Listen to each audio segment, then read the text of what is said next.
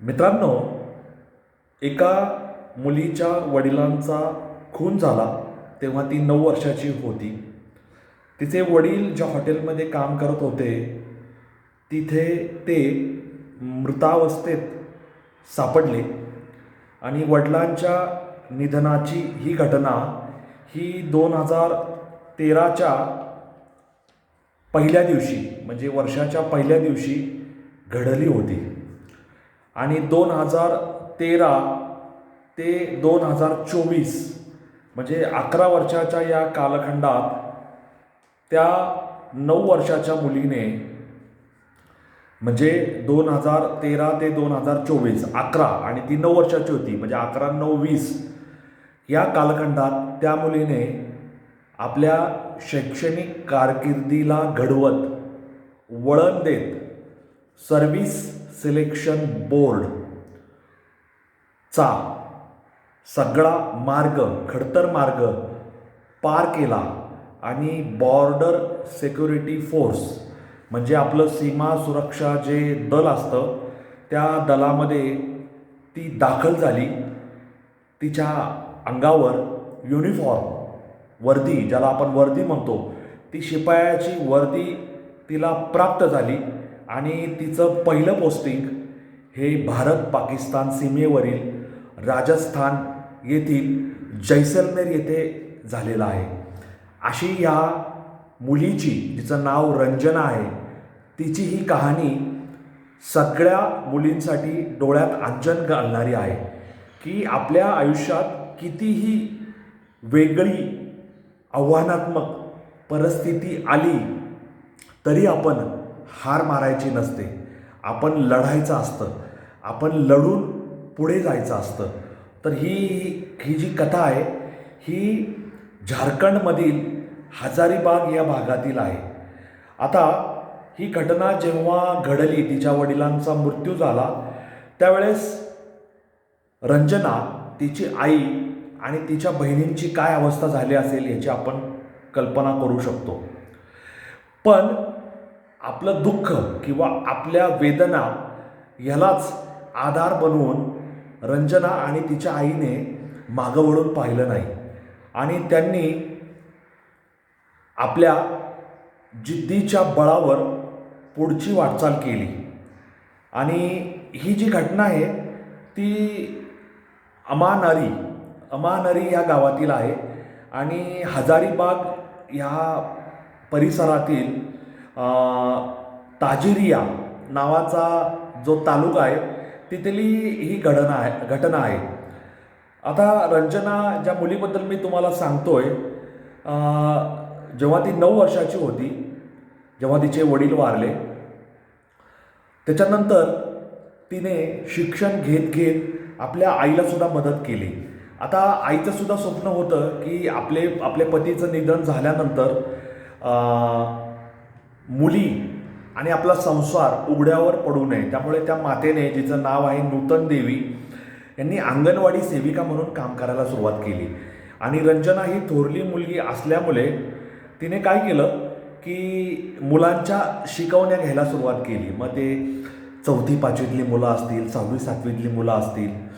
जसं जसं रंजना एक वर्ग पुढे जात राहिली म्हणजे तिची समजा 10वी पूर्ण झाली असेल त्याच्यानंतर 11वी 12वी तर लहान मुलांच्या शिकवण्या घेत त्यांना विविध विषयांचं शिक्षण देत तिने 2 पैसे कमवून आपल्या आईला मदत करायला सुरुवात केली जेणेकरून आपला घराचा गाडा सुव्यवस्थितपणे पुढे ओढला जाईल आणि आईची आर्थिक पिळवणूक होणार नाही, आईवर जास्त ताण येणार नाही हे तिने पाहिलं. आता ह्या सगळ्या घटनांनंतर हजारीबाग येथील या परिस्थितीतून बाहेर पडून विष्णुगड येथे तिने डिग्री मिळवली. म्हणजे 2013 ते 2024 या 11 वर्षामध्ये तिने 5वीपासूनचं पुढचं अंतर पार केलं. म्हणजे पुढच्या 7 वर्षात 10वी 12वी आणि पदवी प्राप्त केली तिने. आणि त्याच्यानंतर तिने त्याच्या आधी स्पर्धा परीक्षांचा अभ्यास सुरू करून तिने पोलीस दलातील महिलांसाठीच्या ज्या जागा आहेत त्या जागांसाठी संघर्ष केला. मग त्याच्यामध्ये लेखी परीक्षा असेल, शारीरिक चाचणी असेल, मुलाखत असेल, हे सगळे टप्पे पार करत त्याची निवड झाली बॉर्डर सिक्युरिटी फोर्समध्ये आणि पश्चिम बंगाल येथील सिलिगुडी येथे त्यांचं प्रशिक्षण पार पडलं. आणि साधारण आता आपण 2026मध्ये आहोत, तर साधारण 2024मध्ये तिची नेमणूक झाली आणि अशा पद्धतीने त्या पोलीस दलामध्ये म्हणजे बॉर्डर सिक्युरिटी फोर्स सीमा सुरक्षा दलामध्ये तिचं नियुक्ती झाल्यानंतर पासिंग परेड असते. सिलिगुडी येथील प्रशिक्षण केंद्रामध्ये पासिंग परेड असते. त्या परेडला तिची आई, तिची मधली बहीण, तिचे मेहुणे, तिची धाकटी बहीण हे हजर होते. तिची मधली बहीण ही IT इंजिनियर आहे, तिचे मेहुणे IT इंजिनियर आहे, धाकटी बहीण ही पदवीचं शिक्षण घेत आहे. अशा सगळ्या लोकांनी तिथे उपस्थित राहून तिचं पासिंग परेडचा जो अभिमानाचा क्षण आहे तो आपल्या डोळ्यांमध्ये साठवून ठेवला, कॅमेरामध्ये बंदिस्त केला आणि अशा प्रकारचा आनंदोत्सव त्यांनी साजरा केला. तेव्हा रंजनाची ही कथा आपल्या सगळ्या मुलींसाठी प्रेरणादायी आहे, जे आपल्या परिस्थितीच्या विरुद्ध काहीतरी बोलत राहतात. माझं नशीबच फुटकं, माझ्या वाट्याला हे दुःख, दैन्य, दारिद्र्य, ही गरिबी का आली, मला सगळं आयतं का नाही मिळालं.